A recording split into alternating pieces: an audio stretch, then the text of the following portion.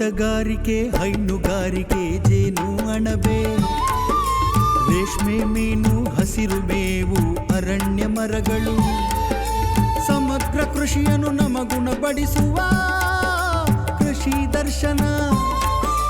ಕೃಷಿ ದರ್ಶನ, ಕೃಷಿ ದರ್ಶನ, ಓಹೋ ಕೃಷಿ ದರ್ಶನ.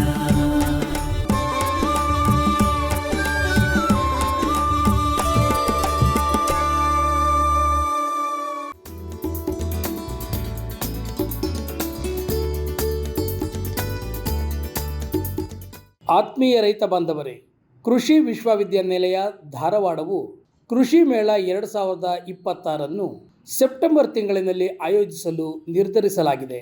ಪ್ರತಿ ವರ್ಷದಂತೆ ಈ ವರ್ಷವೂ ಕೂಡ ಕೃಷಿ ವಿಶ್ವವಿದ್ಯಾನಿಲಯದ ವ್ಯಾಪ್ತಿಗೆ ಬರತಕ್ಕಂಥ ಜಿಲ್ಲೆಗಳಾದ ಧಾರವಾಡ, ಬೆಳಗಾವಿ, ಹಾವೇರಿ, ಗದಗ, ಬಾಗಲಕೋಟೆ, ವಿಜಯಪುರ ಮತ್ತು ಉತ್ತರ ಕನ್ನಡ ಜಿಲ್ಲೆಗಳಿಗೆ ಒಳಪಟ್ಟಿರುತ್ತೆ. ಈ ಒಂದು ಜಿಲ್ಲೆಗೆ ಸಂಬಂಧಿಸಿದಂತಹ ರೈತ ಬಾಂಧವರು ಶ್ರೇಷ್ಠ ಕೃಷಿಕ ಮತ್ತು ಶ್ರೇಷ್ಠ ಕೃಷಿ ಮಹಿಳೆ ಈ ಒಂದು ಪ್ರಶಸ್ತಿಯನ್ನು ನೀಡಲು ಉದ್ದೇಶಿಸಲಾಗಿರುತ್ತೆ.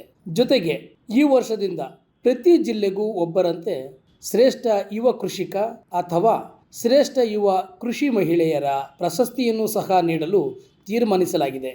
ಆದ ಕಾರಣ 2025-26ನೇ ಸಾಲಿನ ಶ್ರೇಷ್ಠ ಕೃಷಿಕ ಮತ್ತು ಶ್ರೇಷ್ಠ ಕೃಷಿ ಮಹಿಳೆ ಹಾಗೂ ಶ್ರೇಷ್ಠ ಯುವ ಕೃಷಿಕ ಅಥವಾ ಶ್ರೇಷ್ಠ ಯುವ ಕೃಷಿ ಮಹಿಳೆಯರು ಆ ಜಿಲ್ಲೆಗೆ ಸಂಬಂಧಪಟ್ಟಂತಹ ಕೃಷಿ ವಿಶ್ವವಿದ್ಯಾನಿಲಯ, ಕೃಷಿ ವಿಜ್ಞಾನ ಕೇಂದ್ರ ಹಾಗೂ ಜಂಟಿ ಕೃಷಿ ನಿರ್ದೇಶಕರ ಕಚೇರಿಯಲ್ಲಿ ಅರ್ಜಿಯನ್ನು ಪಡೆದು ಜುಲೈ ತಿಂಗಳ 31ರ ಒಳಗಾಗಿ ಸಲ್ಲಿಸುವಂತೆ ಪ್ರಕಟಣೆಯಲ್ಲಿ ಕೋರಲಾಗಿರುತ್ತೆ. ಈ ಬಗ್ಗೆ ಹೆಚ್ಚಿನ ಮಾಹಿತಿಗಾಗಿ ತಮ್ಮ ಸಮೀಪದ ರೈತ ಸಂಪರ್ಕ ಕೇಂದ್ರಗಳನ್ನು ಅಥವಾ ತಾಲೂಕಿನ ಕೃಷಿ ಇಲಾಖೆಯ ಅಧಿಕಾರಿಗಳನ್ನು ಸಂಪರ್ಕಿಸಲು ಕೋರಲಾಗಿದೆ. ಅರ್ಜಿ ಸಲ್ಲಿಸಲು ಇದೇ ತಿಂಗಳ 31 ಕೊನೆಯ ದಿನವಾಗಿರುತ್ತದೆ.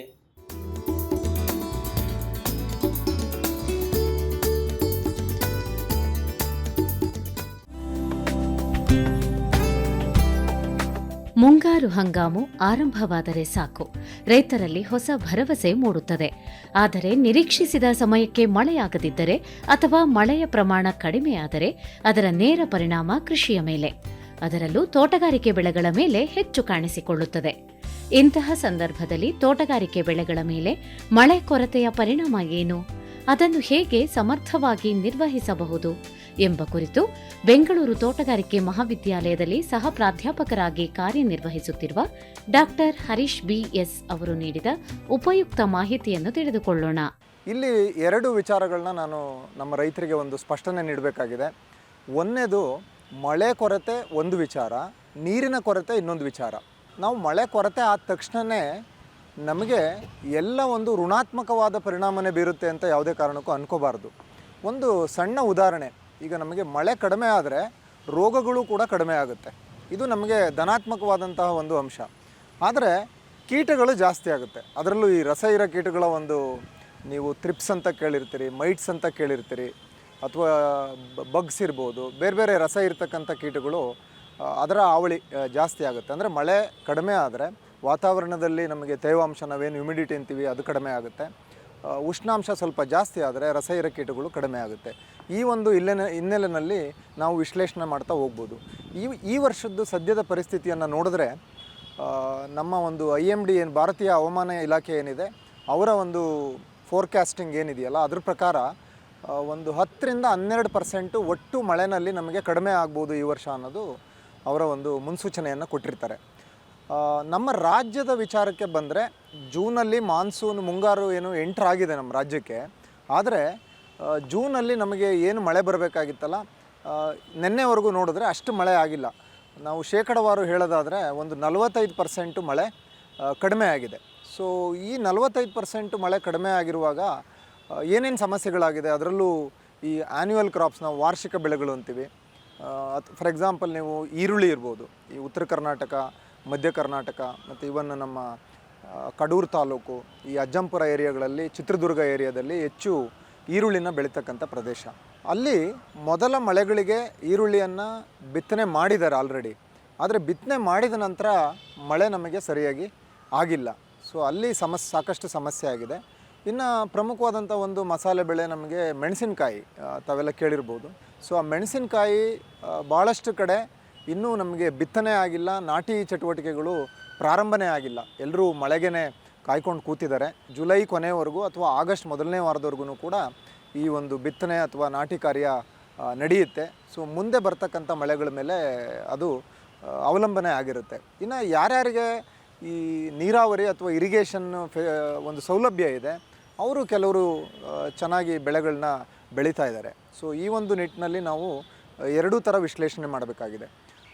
ಇನ್ನು ಹಣ್ಣಿನ ಬೆಳೆಗಳು, ಉದಾಹರಣೆಗೆ ನಮಗೆ ಇಲ್ಲಿ ನಮ್ಮ ಬೆಂಗಳೂರು ಸುತ್ತಮುತ್ತ ನೋಡೋದಾದರೆ ಈ ಚಿಕ್ಕಬಳ್ಳಾಪುರ, ದೊಡ್ಡಬಳ್ಳಾಪುರ, ತಮಗೆ ಗೊತ್ತಿರೋ ಹಾಗೆ ದ್ರಾಕ್ಷಿ ಬೆಳೆ ಭಾಳ ಪ್ರಮುಖವಾದಂಥ ಒಂದು ಹಣ್ಣಿನ ಬೆಳೆ. ಅನೇಕ ತಳಿಗಳನ್ನ ಬೆಳೀತಾರೆ. ರೆಡ್ ಗ್ಲೋಬ್ ಇದೆ, ದಿಲ್ಖುಷ್ ಇದೆ, ಬ್ಲ್ಯಾಕ್ ಸೀಡ್ಲೆಸ್ ಇದೆ, ಬೇರೆ ಬೇರೆ ತಳಿಗಳನ್ನ ಬೆಳೀತಾ ಇದ್ದಾರೆ. ಈ ರೆಡ್ ಗ್ಲೋಬು ಒಂದು ಬಣ್ಣ, ಅಂದರೆ ಕಲರ್ಡ್ ಗ್ರೇಪ್ ಅಂತ ಕರಿತೀವಿ ನಾವು. ಅದರಲ್ಲಿ ಈ ಬಣ್ಣ ನಮಗೆ ಆ್ಯಂಥೋಸೈನಿನ್ ಅಂತ ಒಂದು ಪಿಗ್ಮೆಂಟಿಂದ ಬರ್ತಕ್ಕಂಥದ್ದು. ಅದು ಚೆನ್ನಾಗಿ ನಮಗೆ ಡೆವಲಪ್ ಆಗಬೇಕು ಅಂದರೆ ವಾತಾವರಣ ಸ್ವಲ್ಪ ಉಷ್ಣಾಂಶ ಕಡಿಮೆ ಇರಬೇಕು, ಮಣ್ಣಿನಲ್ಲಿ ಮತ್ತು ವಾತಾವರಣದಲ್ಲಿ ತೇವಾಂಶ ಜಾಸ್ತಿ ಇರಬೇಕು.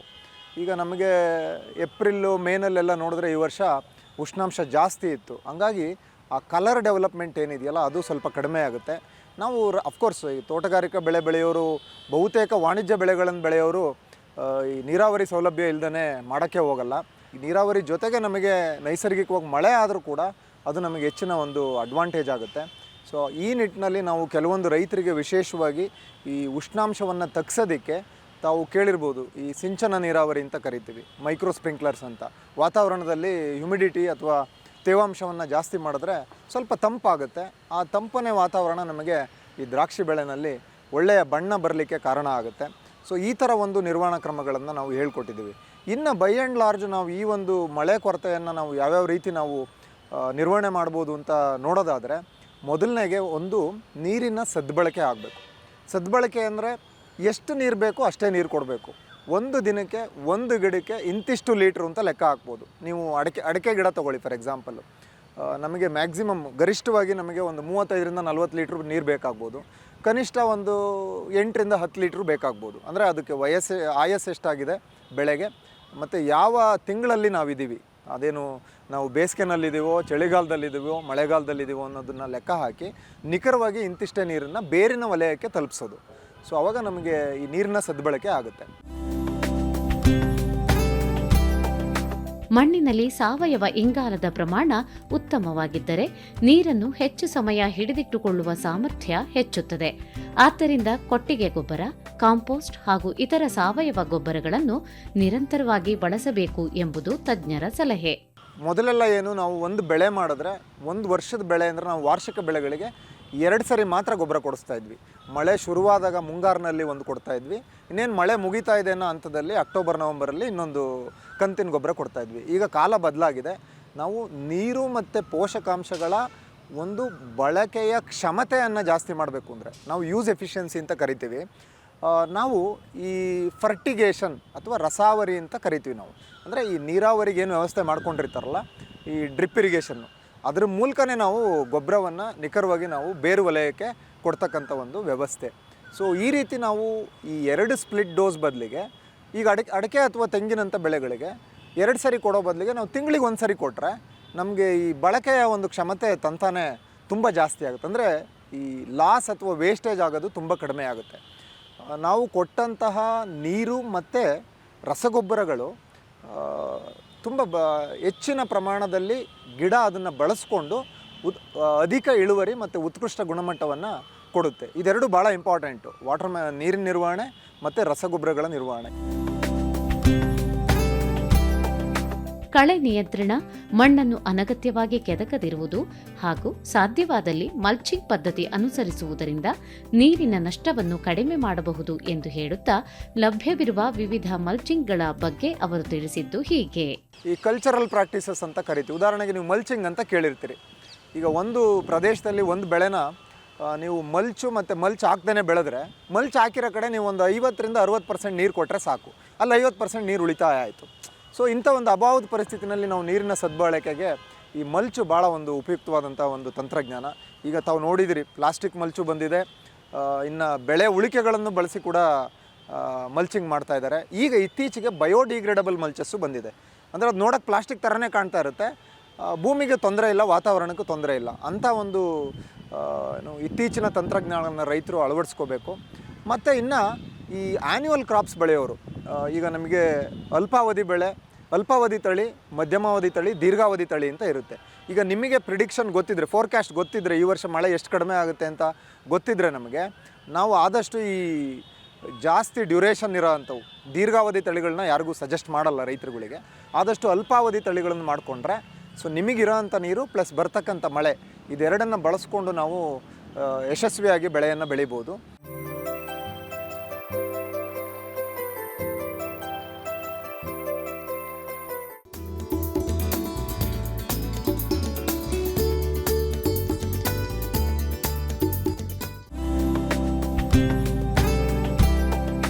ಹಸಿರು ಬದುಕಿನತ್ತ ಆಕರ್ಷಿತವಾಗುತ್ತಿರುವ ನಮ್ಮ ಸಮಾಜಕ್ಕೆ ಸಸ್ಯಗಳ ಮಹತ್ವವನ್ನು ಮತ್ತಷ್ಟು ಹತ್ತಿರವಾಗಿಸುವ ವಿಶಿಷ್ಟ ಪ್ರಯತ್ನ ತೋಟಗಾರಿಕೆ ವಿಜ್ಞಾನಗಳ ವಿಶ್ವವಿದ್ಯಾಲಯ ಬೆಂಗಳೂರು ಆವರಣದಲ್ಲಿ ಆಯೋಜಿಸಲಾದ ಸಸ್ಯ ಸಂತೆ 2026 ರೈತರು, ವಿದ್ಯಾರ್ಥಿಗಳು, ಕೃಷಿ ಆಸಕ್ತರು ಹಾಗೂ ನಗರವಾಸಿಗಳಿಗಾಗಿ ಹಸಿರಿನ ಹಬ್ಬವಾಗಿ ರೂಪುಗೊಂಡ ಈ 3 ದಿನಗಳ ಕಾರ್ಯಕ್ರಮದ ಉದ್ಘಾಟನಾ ಸಮಾರಂಭದ ವಿಶೇಷ ವರದಿ.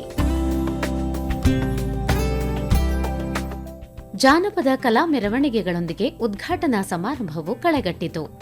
ಸಂಸದ ಪದ್ಮಶ್ರೀ ಡಾ ಸಿಎನ್ ಮಂಜುನಾಥ್ ಅವರು ದೇಶದ ಆರ್ಥಿಕತೆಯನ್ನು ಕಾಪಾಡುವಲ್ಲಿ ತೋಟಗಾರಿಕೆ ಬೆಳೆಗಳ ಪಾತ್ರ, ಸರ್ಕಾರ ಕೊಡಮಾಡುತ್ತಿರುವ ಬೆಂಬಲದ ಕುರಿತಾಗಿ ಹಾಗೂ ಸಸ್ಯ ಸಂತೆಯ ಕುರಿತು ವಿವರಿಸಿದರು. ನಂತರ ಕಾರ್ಯಕ್ರಮವನ್ನು ಉದ್ಘಾಟಿಸಿ ಮಾತನಾಡುತ್ತಾ ಅವರು ಪರಿಸರ ಮನುಷ್ಯನಿಗೆ ಬೇಕೇ ಬೇಕು ಎಂದು ಹೇಳಿದರು.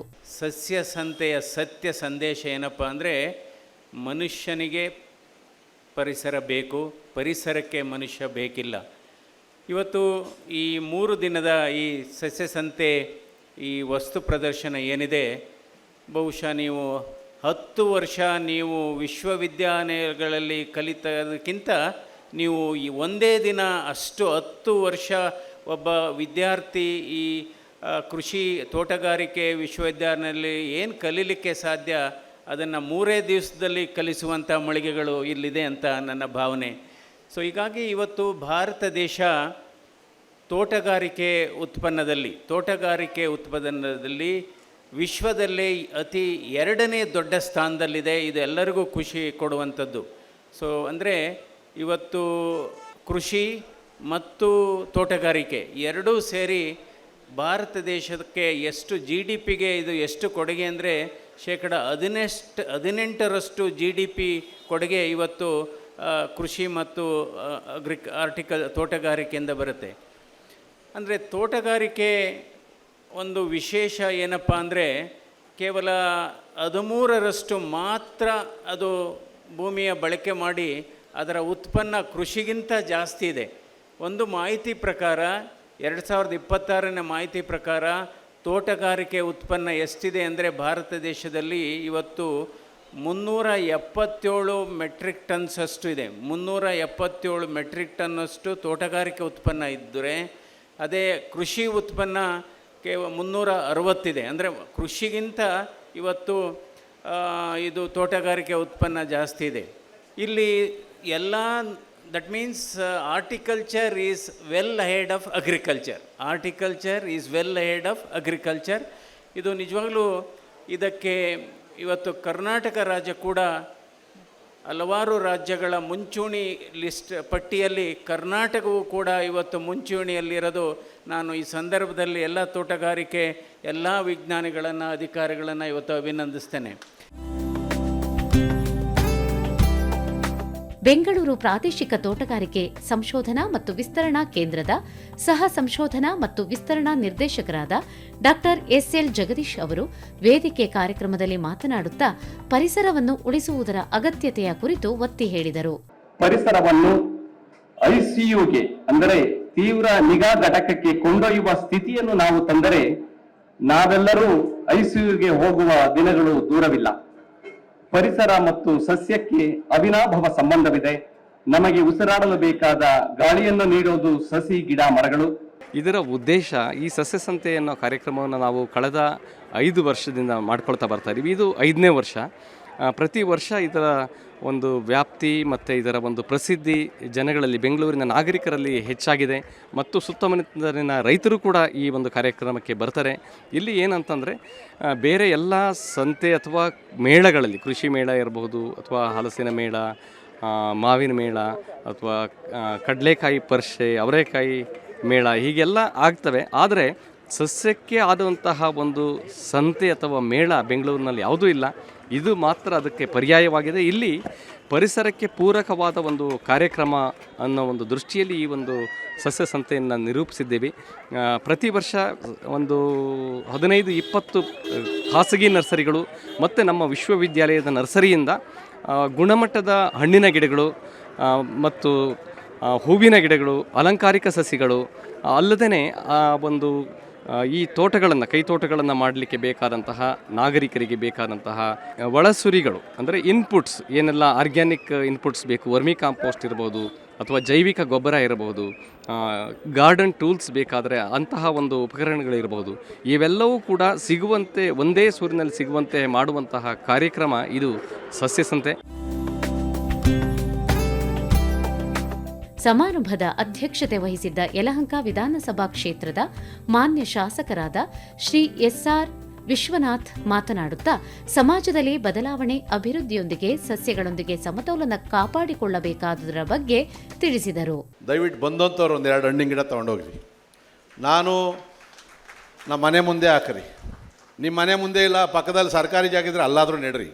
ನಾನು ಕೂಡ ಮೂಲತಃ ವ್ಯವಸಾಯಗಾರ. ಇವತ್ತು ನಾನು ಬೆಳಗ್ಗೆ 5 ಗಂಟೆಗೆ ಎದ್ದು 5:15 ತೋಟಕ್ಕೆ ಹೋಗ್ತೀನಿ, ವಾಕ್ ಮಾಡ್ತೀನಿ, ಗಿಡಗಳೆಲ್ಲ ನೋಡ್ತೀನಿ. ಇವತ್ತಿಂದ ಅಲ್ಲ, ನಮ್ಮ ತಾತನ ಕಾಲದಿಂದ ಕೂಡ ನಾನು ವ್ಯವಸಾಯಗಾರರು. ಈಗಲೂ ನಾನು ಭೂಮಿಯನ್ನು ಬೆಂಗಳೂರಲ್ಲೇ ಇಟ್ಟಿದ್ದೀನಿ. ಬೆಲೆ ಬಾಳೋ ಜಾಗ ಆದರೂ ಕೂಡ ವ್ಯವಸಾಯ ನಾನು ಬಿಟ್ಟಿಲ್ಲ. GKVK ಆವರಣದಲ್ಲಿರ್ತಕ್ಕಂಥ ತೋಟಗಾರಿಕೆ ಇಲಾಖೆಯ ವತಿಯಿಂದ ಪ್ರತಿ ವರ್ಷ ಕೂಡ ಸಸ್ಯ ಸಂತೆ ಕಾರ್ಯಕ್ರಮವನ್ನು ಭಾಳ ಅದ್ಭುತವಾಗಿ ಮಾಡ್ತಾಯಿದ್ದಾರೆ. ಯಲಹಂಕ ಮತ್ತು ಬೆಂಗಳೂರಿನ ಎಲ್ಲ ಭಾಗದ ಜನ ಕೂಡ ಇವತ್ತು ಬಂದು ಹಣ್ಣಿನ ಗಿಡಗಳನ್ನು, ಬೇರೆ ಬೇರೆ ಅಲಂಕಾರಿಕ ಗಿಡಗಳನ್ನು ಕೂಡ ಕೊಂಡ್ಕೊಂಡು ಹೋಗ್ತಾ ಇರ್ತಕ್ಕಂಥದ್ದು. ಇತ್ತೀಚಿನ ದಿನಗಳಲ್ಲಿ ಜನಗಳಿಗೆ ಪರಿಸರ ಮತ್ತು ಈ ಸಸ್ಯಾಹಾರಿಗಳಿರ್ಬೋದು ಮತ್ತು ಹಣ್ಣುಗಳ ಬಗ್ಗೆ ಅತ್ಯಂತ ವ್ಯಾಮೋಹವನ್ನು ಬಳಸ್ಕೊಂಡು ಇವತ್ತು ತಗೊಂಡು ಹೋಗ್ತಾ ಇದ್ದೀವಿ ನಾವು ಅದನ್ನು. ಖಂಡಿತವಾಗಿ ಕೂಡ ಇದು ಕೇವಲ ಒಂದು ಕಡೆ ಅಲ್ಲ, ಬೇರೆ ಬೇರೆ ಕಡೆಯೂ ಕೂಡ ಮಾಡಬೇಕು. ಇವತ್ತು ಬಾಗಲಕೋಟೆ ತೋಟಗಾರಿಕೆ ಮಹಾವಿಶ್ವವಿದ್ಯಾಲಯದಲ್ಲಿ ಪ್ರತಿ ವರ್ಷ ಅಲ್ಲೂ ಕಾರ್ಯಕ್ರಮ ಮಾಡ್ತಾರೆ. ಕನಿಷ್ಠ 5 ಲಕ್ಷ ಜನ ಅಲ್ಲಿ ಬರ್ತಾರೆ. ಸೊ ಇವತ್ತು ತೋಟಗಾರಿಕೆಯನ್ನು ಹೆಚ್ಚು ಪ್ರಚಲಿತ ಮಾಡ್ತಕ್ಕಂಥದ್ದು ಅವಶ್ಯಕತೆ ನಮಗಿದೆ. ಯಾಕಂದರೆ ನಾವು ಬೆಂಗಳೂರೀಕರಣ ಆದಾಗ ಬೆಂಗಳೂರು ಸುತ್ತಮುತ್ತಲು ಆಲ್ಮೋಸ್ಟ್ ಆಲ್ ಜಮೀನನ್ನು ಕಳ್ಕೊತಾ ಇದ್ದೀವಿ ನಾವು. ಅಷ್ಟು ಪಕ್ಕದಲ್ಲಾದರೂ ಕೂಡ ಎಲ್ಲಿ ನೀರಿನ ಅನುಕೂಲ ಇದೆ ಅಲ್ಲೆಲ್ಲ ಕೂಡ ತೋಟಗಾರಿಕೆಗಳನ್ನ ವೈಜ್ಞಾನಿಕವಾಗಿ ಮತ್ತು ಸಾವಯವ ರೀತಿಯಲ್ಲಿ ಬೆಳಿಬೇಕು ಅಂತಕ್ಕಂಥದ್ದನ್ನು ಇವತ್ತು ನಾವು ಜನಗಳಿಗೆ ಕೂಡ ಅರಿವು ಮಾಡ್ತಕ್ಕಂಥ ಅವಶ್ಯಕತೆ ಇದೆ.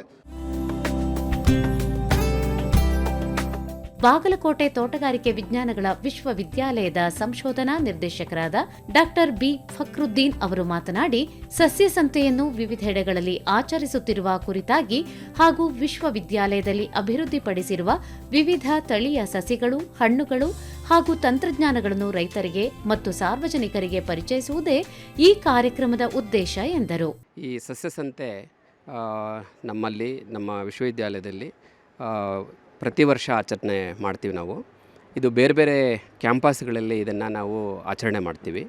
ಈ ಪ್ರಾದೇಶಿಕ ಸಂಶೋಧನೆ ಮತ್ತು ವಿಸ್ತರಣಾ ಕೇಂದ್ರ ಬೆಂಗಳೂರು ಮತ್ತು ಕಾಲೇಜ್ ಆಫ್ ಹಾರ್ಟಿಕಲ್ಚರ್ ಬ್ಯಾಂಗ್ಳೂರು, ಇವೆರಡೂ ಸಂಸ್ಥೆಗಳ ಸಹಯೋಗದಲ್ಲಿ ಈ ಬೆಂಗಳೂರಲ್ಲಿ ಇವಾಗ ಇದನ್ನು 3 ದಿನಗಳಿಗೋಸ್ಕರ ಆಚರಣೆ ಮಾಡ್ತಾಯಿದ್ದೀವಿ. ಇದೇ ಥರ ನಮ್ಮ ಬೇರೆ ಬೇರೆ ಕ್ಯಾಂಪಸ್ಗಳಲ್ಲಿ ಲೈಕ್ ಧಾರವಾಡ, ಬಾಗಲಕೋಟ್ ಮತ್ತು ಸಬ್ ಕ್ಯಾಂಪಸ್ಸಲ್ಲಿ ಕೂಡ ಸಸ್ಯ ಸಂತೆಯನ್ನು ನಾವು ಆಚರಣೆ ಮಾಡ್ತಾಯಿದ್ದೀವಿ. ಇಲ್ಲಿ ಬೆಂಗಳೂರಲ್ಲಿ ಆಗ್ತಾ ಇರ್ತಕ್ಕಂಥ ಸಸ್ಯ ಸಂತೆ ತುಂಬ ವಿನೂತನವಾದದ್ದು. ಕಳೆದ 5 ವರ್ಷಗಳಿಂದ ಇದನ್ನು ತುಂಬ ಸಕ್ಸಸ್ಫುಲ್ಲಾಗಿ ನಾವು ಆಚರಣೆ ಮಾಡ್ಕೊಂಡು ಬಂದಿದ್ದೀವಿ. ಇದರ ಮೂಲ ಉದ್ದೇಶ ಏನು ಅಂತಂದರೆ ಯೂನಿವರ್ಸಿಟಿ ಮತ್ತು ಸೊಸೈಟಿನ ಕನೆಕ್ಟ್ ಮಾಡೋದು. ಯಾವ ಥರದಲ್ಲಿ ಕನೆಕ್ಟ್ ಮಾಡೋದು ಅಂತಂದರೆ, ಸುಮಾರು ತಂತ್ರಜ್ಞಾನಗಳು ವಿಶ್ವವಿದ್ಯಾಲಯದಲ್ಲಿ ಮತ್ತು ಪಬ್ಲಿಕ್ ಸಿಸ್ಟಮಲ್ಲಿ ಡೆವಲಪ್ ಆಗಿರ್ತವೆ. ಈ ತಂತ್ರಜ್ಞಾನಗಳನ್ನ ಜನರಿಗೆ ಗೊತ್ತಾಗೋ ಹಂಗೆ ಮಾಡೋದೊಂದು, ವಿಶೇಷವಾಗಿ ಸಸ್ಯಗಳನ್ನು, ಬೇರೆ ಬೇರೆ ಜಾತಿಯ ಸಸ್ಯಗಳನ್ನು ಜನರಿಗೆ ಸಿಗೋ ಹಂಗೆ ಮಾಡೋದು. ಆ ತಂತ್ರಜ್ಞಾನ ಅವರಿಗೆ ಏನಿದು ತಂತ್ರಜ್ಞಾನ ಅಂದರೆ ಏನು, ಅವ್ರಿಗೆ ಯಾವ ಥರ ಉಪಯೋಗ ಮಾಡ್ಕೋಬೇಕು, ಇದನ್ನೆಲ್ಲ ಅವರಿಗೆ ಗೊತ್ತಾಗೋ ಹಾಗೆ ಮಾಡತಕ್ಕಂಥದ್ದೇ ಈ ಒಂದು ಕಾರ್ಯಕ್ರಮದ ಉದ್ದೇಶ. ಇದರಲ್ಲಿ ಸಸ್ಯಗಳು ಒಂದೇ ಅಲ್ಲ, ಬೇರೆ ಬೇರೆ ಪರಿಕರಗಳು, ಇಂಪುಟ್ಸು ಇವನ್ನೆಲ್ಲನೂ ನಾವು ಅದ್ರ ಬಗ್ಗೆ ಮಾಹಿತಿಯನ್ನು ಕೊಡ್ತೀವಿ. ಅದಕ್ಕೆ ಬೇಕಾಗಿರ್ತಕ್ಕಂಥ ಒಂದು ಲೆಕ್ಚರ್ ಸೀರೀಸನ್ನು ಕೂಡ ಮಾಡ್ತಾ ಇರ್ತೀವಿ. ನಮ್ಮ ಕನ್ಸಲ್ಟೆಂಟ್ಸ್ ಇರ್ತಾರೆ, ಅವರಿಗೆ ಬೇರೆ ಬೇರೆ ಮಾಹಿತಿಯನ್ನು ಕೊಡ್ತಾ ಹೋಗ್ತಾ ಇರ್ತಾರೆ. ಈ ಥರದಲ್ಲಿ ಹೋಲಿಸ್ಟಿಕ್ಕಾಗಿ ರೈತರಿಗೆ, ಗ್ರಾಹಕರಿಗೆ, ಎಲ್ಲ ತರಹದ ಜನಸಾಮಾನ್ಯರಿಗೂ ಇದನ್ನು ಉಪಯೋಗ ಆಗೋ ಹಾಗೆ ಈ ಕಾರ್ಯಕ್ರಮವನ್ನು ನಾವು ನಿರೂಪಿಸಿರ್ತೀವಿ. ಈ ವಿಶೇಷವಾಗಿ ಈ RHREC ಬ್ಯಾಂಗ್ಳೂರು ಮತ್ತು COH Bengaluru college of horticulture Bengaluru ಈ ವತಿಯಿಂದ ನಡೀತಾ ಇರೋ ಈ ಕಾರ್ಯಕ್ರಮದಲ್ಲಿ ಒಂದಷ್ಟು ವಿಶೇಷತೆಗಳಿದ್ದಾವೆ. ಆ ವಿಶೇಷತೆಗಳು ಏನು ಅಂತಂದರೆ, ಈ ಪರಿಸರದ ಮೇಲೆ ಇಂಪ್ಯಾಕ್ಟ್ ಮಾಡಿರ್ತಕ್ಕಂಥ ಒಂದು ವ್ಯಕ್ತಿಯನ್ನು ಅಥವಾ ಒಂದು ಸಂಸ್ಥೆಯನ್ನು ಪ್ರತಿ ವರ್ಷ ಗುರುತಿಸಿ ಅವ್ರಿಗೆ ಸನ್ಮಾನ ಮಾಡುವಂಥದ್ದು ಒಂದು ವಿಶೇಷವಾಗಿ ನಡ್ಕೊಂಡು ಬಂದಿರತಕ್ಕಂಥ ಒಂದು ಕಾರ್ಯಕ್ರಮ. ಬಾಗಲಕೋಟೆ ತೋಟಗಾರಿಕೆ ವಿಜ್ಞಾನಗಳ ವಿಶ್ವವಿದ್ಯಾಲಯದ ವಿಸ್ತರಣಾ ನಿರ್ದೇಶಕರಾದ ಡಾ ವೆಂಕಟೇಶಲು ಅವರು ಅಭಿವೃದ್ಧಿಪಡಿಸಿರುವ ವಿವಿಧ ಸಸಿಗಳ ಲಭ್ಯತೆ ಹಾಗೂ ಮಾಹಿತಿ ರೈತ ಬಾಂಧವರಿಗೆ, ಸಾರ್ವಜನಿಕರಿಗೆ ತಲುಪಲು ಈ ಸಸ್ಯ ಸಂತೆ ಸಹಕಾರಿಯಾಗಿದೆ ಎಂದು ತಿಳಿಸಿದರು. ಸಾಮಾನ್ಯವಾಗಿ ನಾವು ನೋಡ್ತಾ ಇರ್ತೀವಿ, ತರಕಾರಿ ತಗೋಬೇಕಾದ್ರೆ ತರಕಾರಿಗೆ ಸಂತೆಗೆ ಹೋಗ್ತೀವಿ. ಸಂತೆಗೆ ವಾರಕ್ಕೆ ಬೇಕಾದಂಥ ತರಕಾರಿಯನ್ನು ನಾವು ಆಯ್ಕೆ ಮಾಡ್ಕೋಬೇಕಾದ್ರೆ ಸಂತೆಗೆ ಹೋಗಿ ಅನೇಕ ತರಕಾರಿಗಳನ್ನು ನೋಡಿ ನಮಗಿಷ್ಟವಾದ ತರಕಾರಿಗಳನ್ನು ನಾವು ತೊಗೊಂಬರ್ತಾ ಇದ್ದೀವಿ. ಆದರೆ ರೈತರಿಗೆ ಏನಾಗುತ್ತೆ, ಸಾಕಷ್ಟು ಒಳ್ಳೆಯ ರೀತಿಯ ಸಸಿಗಳು ಬೇಕಾಗ್ತವೆ. ಅದು ವರ್ಷಾನುಗಟ್ಟಲೆ ನಾವು ಭೂಮಿಯಲ್ಲಿ ಹಾಕಿ 5-6 ವರ್ಷಗಳ ಕಾಲ ನಾವು ಆ ಸಸಿಗಳನ್ನು ನಾವು ಪಾಲನೆ ಮಾಡಿ ಅದರಿಂದ ಇಳುವರಿಯನ್ನು ನಾವು ತೆಗೆಯುವಂಥ ಸಮಯದಲ್ಲಿ ಅದಕ್ಕೆ ಸೂಕ್ತವಾದಂಥ ಒಂದು ಸಂತೆಯಂಥ ವಾತಾವರಣ ನಿರ್ಮಾಣ ಮಾಡೋದು ಭಾಳ ಮುಖ್ಯ ಆಗಿರುತ್ತೆ. ಸೊ ಅಂಥ ಒಂದು ವಾತಾವರಣವನ್ನು ಈ ಸಸ್ಯ ಸಂತೆಯಲ್ಲಿ ಮಾಡಿಕೊಡಲಾಗಿದೆ. ಇದರಲ್ಲಿ ಮುಖ್ಯ ಉದ್ದೇಶ ಏನಪ್ಪ ಅಂದರೆ, ಸಾಕಷ್ಟು ಹಣ್ಣಿನ ಗಿಡಗಳು, ತರಕಾರಿ ಗಿಡಗಳು, ಹೂವಿನ ಗಿಡಗಳು ಮತ್ತು ಸುಗಂಧ ದ್ರವ್ಯ ಗಿಡಗಳು ಮತ್ತು ಔಷಧೀಯ ಸಸ್ಯಗಳು, ಈ ಥರ ಸಾಕಷ್ಟು ಗುಣಮಟ್ಟದ ಸಸ್ಯಗಳನ್ನು ನಾವು ರೈತರಿಗೆ ಪೂರೈಕೆ ಮಾಡೋದು ಭಾಳ ಮುಖ್ಯ. ಈಗೇನಾಗಿದೆ ಅಂದರೆ, ಒಂದು ಗುಣಮಟ್ಟದ ವೆರೈಟಿಯನ್ನು ನಾವು ಅಥವಾ ತಳಿಯನ್ನು ನೋಡ್ಕೊಂಬಿಟ್ಟು ಅದರಿಂದ ನಾವು ಕಸಿ ಮಾಡಿ ಅಥವಾ ಇತರೆ ಸಸ್ಯಾಭಿವೃದ್ಧಿ ಮಾಡಿ ನಾವು ಸಸಿಗಳನ್ನು ತಯಾರು ಮಾಡ್ತೀವಿ. ಅದು ಏನಂದರೆ, ಸಸಿಗಳನ್ನು ತಯಾರು ಮಾಡಬೇಕಾದ್ರೆ ಗುಣಮಟ್ಟದ ವಾತಾವರಣದಲ್ಲಿ ನಾವು ತಯಾರು ಮಾಡಿದಾಗ ಆ ಸಸಿಗಳು ಚೆನ್ನಾಗಿ ಗುಣಮಟ್ಟದ ಸಸಿಗಳಾಗಿರ್ತವೆ. ಗುಣಮಟ್ಟದ ಸಸಿಗಳನ್ನು ತಗೊಂಡೋಗಿ ನಾವು ಭೂಮಿಯಲ್ಲಿ ಹಾಕಿದಾಗ ರೈತರಿಗೆ ಉತ್ತಮವಾದಂಥ ಬೆಳೆ ಬರುತ್ತೆ ಮತ್ತು ಉತ್ತಮವಾದಂಥ ಲಾಭವೂ ಬರುತ್ತೆ. ಆದ್ದರಿಂದಾಗಿ ಉತ್ತಮವಾದ ಗುಣಮಟ್ಟದ ಒಳ್ಳೆಯ ತಳಿಗಳನ್ನು ನಾವು ಪೂರೈಕೆ ಮಾಡೋದು, ನಮ್ಮ ರೈತರಿಗೆ ಪೂರೈಕೆ ಮಾಡೋದು ಈ ಒಂದು ಸಸ್ಯ ಸಂತೆಯ ಮುಖ್ಯ ಉದ್ದೇಶ.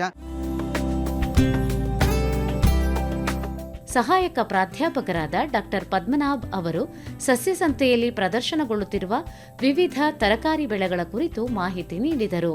ಇವತ್ತು ಪ್ರತಿ ವರ್ಷದಂತೆ ಈ ಬಾರಿನೂ ನಮ್ಮಲ್ಲಿ ಸಸ್ಯ ಸಂತೆ ಅಂತಕ್ಕಂಥ 3 ದಿನಗಳ ಪ್ರದರ್ಶನವನ್ನು ಏರ್ಪಡಿಸಿದ್ದೀವಿ. ಇದರ ಅಂಗವಾಗಿ ನಾವು ತರಕಾರಿಗಳು, ವಿವಿಧ ತರಕಾರಿಗಳು ಅಂದರೆ ಸೊಲನೇಷಿಯಸ್ ಜಾತಿಗೆ ಸಂಬಂಧಿಸಿದ ತರಕಾರಿಗಳು, ಕೋಸಿನ ಜಾತಿಗೆ ಸಂಬಂಧಿಸಿದ ತರಕಾರಿಗಳು ಹಾಗೂ ಕುಂಬಳ ಜಾತಿಗೆ ಸೇರಿದ ತರಕಾರಿಗಳು, ಸೊಪ್ಪಿನ ತರಕಾರಿಗಳು, ವಿವಿಧ ತರಕಾರಿಗಳನ್ನು ನಾವು ಇಲ್ಲಿ ಬೆಳೆದಿದ್ದೀವಿ. ಈ ನಗರವಾಸಿಗಳಿಗೆ ಮತ್ತು ಗ್ರಾಮೀಣ ರೈತರಿಗೆ ಇದರ ಒಂದು ಮಹತ್ವವನ್ನು ತಿಳಿಸ್ಕೊಡ್ತಕ್ಕಂಥದ್ದು. ಒಂದು, ನೀವೆಲ್ಲ ನೋಡಿರ್ಬೋದು, ನಾವು ಏರುಮಡಿಗಳನ್ನು ಉಪಯೋಗಿಸಿ ಡ್ರಿಪ್ಗಳನ್ನು ಅಳವಡಿಸಿ ಈ ಒಂದು ಪ್ರಾತ್ಯಕ್ಷಿಕೆಯನ್ನು ಹಮ್ಮಿಕೊಂಡಿದ್ದೀವಿ. ಒಂದು, ರೈತರು ಖುದ್ದಾಗಿ ಇವುಗಳನ್ನು ನೋಡ್ಬೋದು. ಅಲ್ಲದೆ ನಗರವಾಸಿಗಳು ಇದನ್ನು ವಿವಿಧ ತರಕಾರಿಗಳನ್ನು, ಸೊಪ್ಪು ತರಕಾರಿಗಳನ್ನು ಪ್ರತ್ಯಕ್ಷವಾಗಿ ನೋಡಿ ಅದರ ಒಂದು ಹೇಗೆ ಬೆಳೀತಾರೆ ಮುಂತಾದ ಒಂದು ಈ ಬೇಸಾಯ ತಂತ್ರಜ್ಞಾನಗಳನ್ನು ಇಲ್ಲಿ ತಿಳ್ಕೊಬೋದು. ಕಾರ್ಯಕ್ರಮಕ್ಕೆ ಭೇಟಿ ನೀಡಿದ್ದ ಪ್ರಗತಿಪರ ರೈತರಾದ ಶ್ರೀನಿವಾಸ ರೆಡ್ಡಿ ಅವರು ಕೃಷಿ ಪದವೀಧರರಾಗಿದ್ದು ಸಸ್ಯ ಸಂತೆಯಿಂದ ಸಾಕಷ್ಟು ಉಪಯುಕ್ತವಾಗಿದೆ ಹಾಗೂ ಅನುಕೂಲಕರವಾಗಿದೆ ಎಂದರು. ನಮ್ಮಲ್ಲಿ ಎಲ್ಲ ರೀತಿಯ ಮಾವಿನ ತಳಿಗಳು ಸಿಗುತ್ತೆ. ಪ್ರಪಂಚದಾದ್ಯಂತ ಬೆಳೀತಕ್ಕಂಥ ಎಲ್ಲ ಮಾವಿನ ತಳಿಗಳು ನಮ್ಮಲ್ಲಿ ಸಿಗುತ್ತೆ. ಅದರಲ್ಲಿ ಮುಖ್ಯವಾಗಿ ಮಿಯಾಜಾಕಿ ಅಂತ, ಮತ್ತು ರೆಡ್ ಐವರಿ ಅಂತ, ಅಮೇರಿಕನ್ ರೆಡ್ ಐವರಿ ಅಂತ, ರೆಡ್ ಪಾಮರ್ ಅಂತೇಳಿ, ಆಮೇಲೆ ಕಿಂಗ್ ಆಫ್ ಚಕ್ಪತ್ ಅಂತ, ತಾಯಿ ಕಟ್ಟಿಮೋನಿ ಅಂತ, ಆಲ್ ಸೀಸನ್ ಮ್ಯಾಂಗೋ, ಮತ್ತು ನಾಮ್ ಡಾಕ್ಮಾಯ್ ಅಂತೇಳಿ, ಮತ್ತು ಇದು ತಾಯಿ 3 ಟೇಸ್ಟ್ ಅಂತೇಳಿ ಒಂದು ಅದ್ಭುತವಾದ ತಳಿ. ಇದು 3 ತಳಿಗಳನ್ನು ಮಿಕ್ಸ್ ಮಾಡಿರ್ತಕ್ಕಂಥ ಒಂದು ತಾಯಿ 3 ಟೇಸ್ಟ್ ಅಂತ ಒಂದು ತಳಿ. ನಮ್ಮಲ್ಲಿ ಸುಮಾರು ಒಂದು 27ರಿಂದ 28 ಇಂಪೋರ್ಟೆಡ್ ಮಾವಿನ ತಳಿಗಳು ಸಿಗುತ್ತೆ. ನಮ್ಮ ದೇಶದ ತಳಿಗಳು ಇತರೆ ಎಲ್ಲ ಸೇರಿ ಇವತ್ತು ನಮ್ಮಲ್ಲಿ ಒಂದು 56ರಿಂದ 58 ಮಾವಿನ ತಳಿಗಳು ಸಿಗುತ್ತೆ. ಅದು ಬಿಟ್ಟು ಬೇರೆ ಎಲ್ಲ ತರಹದ ಎಕ್ಸಾಟಿಕ್ ಫ್ರೂಟ್ ಪ್ಲಾಂಟ್ಸ್ ಎಲ್ಲನೂ ಸಿಗುತ್ತೆ. ಒಂದು 200ರಿಂದ 225 ವಿವಿಧ ಹಣ್ಣಿನ ತಳಿಗಳು ಸಿಗುತ್ತೆ. ಅದರಲ್ಲಿ ನಮ್ಮ ದೇಶದ ತಳಿಗಳು ಇದ್ದಾವೆ ಮತ್ತು ಅದರ ಜೊತೆಗೆ ಹೊರದೇಶದ ತಳಿಗಳು ಇದ್ದಾವೆ. ನಮ್ಮಲ್ಲಿ ಎಷ್ಟು ಸ್ಟಾಕ್ ಬೇಕಾದರೂ ಸಿಗುತ್ತೆ. ಮಿಯಾಜಾಕಿ ಅಂಥದ್ದು ಇವತ್ತು ನೀವು ಒಂದು 1000 ಗಿಡ ಬೇಕು ಅಂತಂದ್ರೂ ನಮ್ಮ ನರ್ಸರಿಯಲ್ಲಿ ಫಿಸಿಕಲ್ ಸ್ಟಾಕ್ ಇದೆ. ಮತ್ತು ಎಲ್ಲ ಥರ ಹೈಬ್ರಿಡ್ ತೆಂಗಿನ ಸಸಿಗಳು ಸಿಗ್ತವೆ ನಮ್ಮಲ್ಲಿ. ಅದರ ಜೊತೆಗೆ ನಾನು ಇಲ್ಲಿ MSc ಅಗ್ರಿಕಲ್ಚರ್ ಮಾಡಿರೋದ್ರಿಂದ ರೈತರಿಗೆ ಸಲಹೆಗಳನ್ನು ಮತ್ತು ಅವರಿಗೆ ಬೇಕಾಗಿರ್ತಕ್ಕಂಥ ಎಲ್ಲ ಥರದ ಸಪೋರ್ಟನ್ನು ನಾನು ಮಾಡ್ತೇನೆ. ಅಂತೆಯೇ ಮಳಿಗೆದಾರರೊಬ್ಬರು ಕಾರ್ಯಕ್ರಮದಲ್ಲಿ ಮಳಿಗೆಯ ಮೂಲಕ ತಮ್ಮ ಎಲ್ಲ ಉತ್ಪನ್ನಗಳನ್ನು ಪ್ರದರ್ಶಿಸಲು ಉತ್ತಮ ಅವಕಾಶ ದೊರಕಿದೆ ಎಂದು ಸಂತಸ ವ್ಯಕ್ತಪಡಿಸಿದರು. ನಮಗೆ ಒಳ್ಳೆ ಆಪರ್ಚುನಿಟಿ ಸಿಕ್ಕಿದೆ ನಮ್ಮ ಸ್ಟಾಲ್ ಹಾಕ್ಕೊಂಡು ನಮ್ಮ ಪ್ರಾಡಕ್ಟ್ಸ್ ಡಿಸ್ಕ್ಲೋಸ್ ಮಾಡೋದಕ್ಕೆ.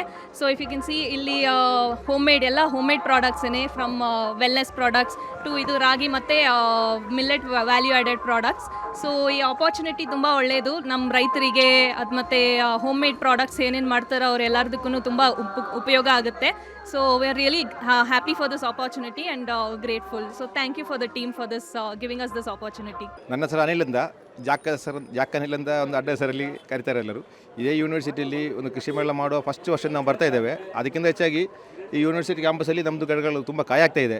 ಈಗ ಬಯೋವರ್ಸಿಟಿಯಲ್ಲಿ ಸುಮಾರು ಒಂದು 40ಕ್ಕಿಂತ ಹೆಚ್ಚು ವೆರೈಟಿ ಹಲಸಿನ ಗಿಡಗಳು, ನಾವೇ ಕಸಿಗಟ್ಟಿ ನಟ ಗಿಡಗಳು ಇಲ್ಲಿ ಕಾಯಾಗ್ತಾ ಇರೋ ಕಾರಣ ನಮಗೊಂದು ದೊಡ್ಡ ಪಬ್ಲಿಸಿಟಿ ಅವಶ್ಯಕತೆ ಇಲ್ಲ.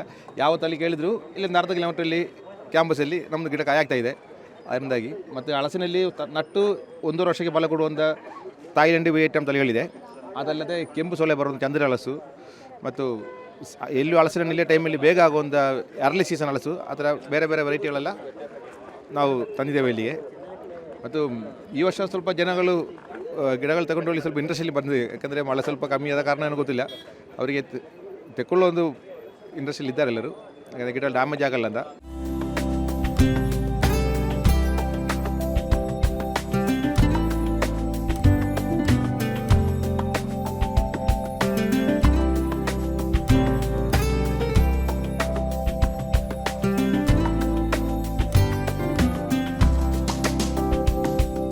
ರೈತರು, ವಿದ್ಯಾರ್ಥಿಗಳು ಮತ್ತು ಸಾರ್ವಜನಿಕರನ್ನು ಪ್ರಕೃತಿಯೊಂದಿಗೆ ಹಾಗೂ ಕೃಷಿಯೊಂದಿಗೆ ಮತ್ತಷ್ಟು ಹತ್ತಿರಗೊಳಿಸಿದ ಈ ಕಾರ್ಯಕ್ರಮ ಸುಸ್ಥಿರ ಕೃಷಿ ಮತ್ತು ಆರೋಗ್ಯಕರ ಸಮಾಜ ನಿರ್ಮಾಣದ ಸಂದೇಶವನ್ನು ಯಶಸ್ವಿಯಾಗಿ ಸಾರಿತು.